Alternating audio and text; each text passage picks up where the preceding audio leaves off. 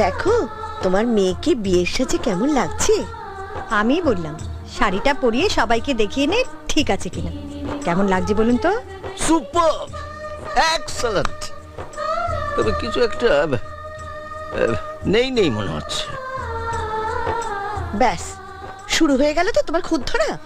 না না, something is missing, যার জন্য কোথাও একটা খামতি লাগছে, ঠিক লাগছে না। কপালে লালটি, ওইটারই অভাব আঙ্কেল। কপালে লালটি পড়লে ওকে একেবারে বিয়ের কোণের মতন লাগবে।